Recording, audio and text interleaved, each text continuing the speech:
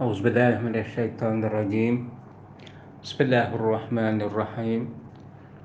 الحمد لله رب العالمين، والصلاة والسلام على أشرف المرسلين سيدنا محمد وعلى آله وصحبه أجمعين.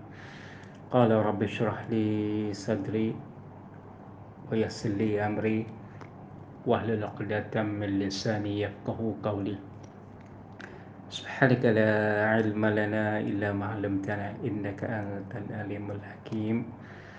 Assalamualaikum warahmatullahi wabarakatuh. Tuan-puan yang dirahmati Allah sekalian, malam ni insya-Allah kita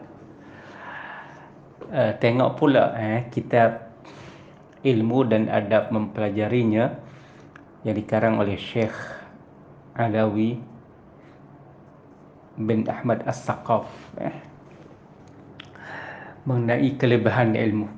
Jadi malam ni insya-Allah kita akan tengok mengenai ilmu, bagaimanakah kelebihannya menurut Syekh Alawi As-Saqaf. Jadi kata Syekh Alawi, ilmu adalah semulia-mulia permata dan mempunyai kelebihan yang tidak terhingga. Jadi menurut Syekh Alawi, bahawa ilmu adalah suatu permata yang sangat mulia. Mana bila dia sebut permata ni, mana satu perkara yang sangat mahal, satu perkara yang semua orang nak perkara yang mahal sangat, dan mempunyai kelebihan yang tidak terhingga. Dan dengan ilmu, sudah tentu ilmu ini mempunyai kelebihan yang tidak terhingga. Jadi orang ada ilmu ni, Masya Allah, Allah memberi keistimewaan berbanding dengan mereka-mereka yang tidak ada ilmu. Di segi ibadat, Allah beri ganjaran banyak kepada mereka yang berilmu banding dengan mereka yang tidak ilmu. Maka disitulah kata Syekh Alawi, ilmu mempunyai kelebihan yang tidak terhingga. Maka dengan itu kata Syekh Alawi, tidak ilmu itu mesti diamalkan. Jika tidak diamalkan, maka akan jadilah ilmu itu seperti debu yang bertaburan, yang tidak mempunyai manfaat lagi. Maka sudah tentu ilmu, bila kita ada ilmu, maka kita dituntut untuk kita amalkan dengan ilmu. Itulah, bila kita ada ilmu dan kita amal, amalan kita yang kita lakukan itu, kita akan merasa tenang. Sebab ibadat yang kita lakukan hasil daripada ilmu yang kita ketahui itu. Maka ibadat kita jadi cantik dan dinilai oleh Allah Subhanahu Wa Taala. Berbanding dengan kita beribadat tanpa ilmu.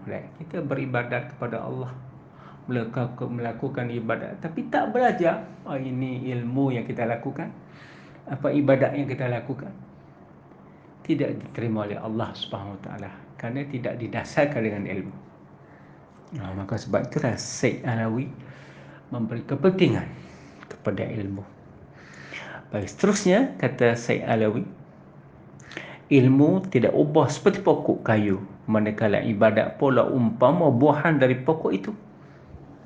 Kata Syekh Alawi, ilmu adalah sebagai pokok, sedangkan buah mana ibadat sebagai buah dari pokok itu. Manakah yang penting antara dua, pokok dengan buah? Nak datang buah, pasti pokok datang pokoknya dulu. Tidak boleh jadi nak datang buah tanpa pokok. Justru maka ilmulah wajib didahulukan.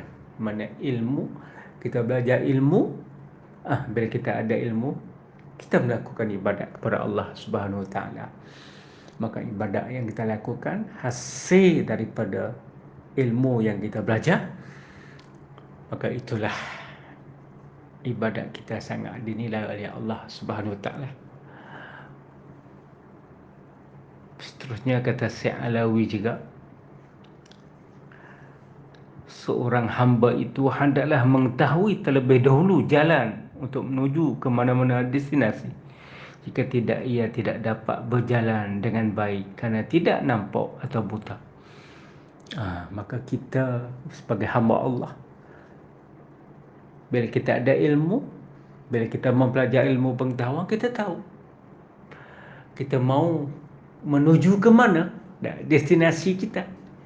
Kita dari mana? Inna lillah, kita dari Allah, wa ilaihi raji'un, kita akan kembali kepada Allah dengan sebab kita ada ilmu. Maka sebab itulah bila kita ada ilmu, kita akan memahami. Tapi kalau kita tak ada ilmu, kita tak faham. Mungkin kita sesat di dunia, kita tak tahu lepas daripada dunia ni kita akan ke mana dan apa akan berlakunya. Kita tak akan tahu sebab kita tidak ada petunjuk ilmu kepada kita. Maka di sini Syekh Alawi mengatakan bahawa ilmu itu sangat penting. Justru tuan-tuan, marilah kita sama-sama mempelajari ilmu agar dengan ilmu itu dapat meningkatkan ibadat kita lebih berkualiti di sisi Allah SWT, dan ilmu juga membimbing kita ke arah kehidupan yang lebih cemerlang, bukan setakat di dunia tapi di akhirat juga. Aqulu qawli hadza wa astaghfirullahal azim li wa lakum wa lisairil muslimin. Wassalamu alaikum warahmatullahi wabarakatuh.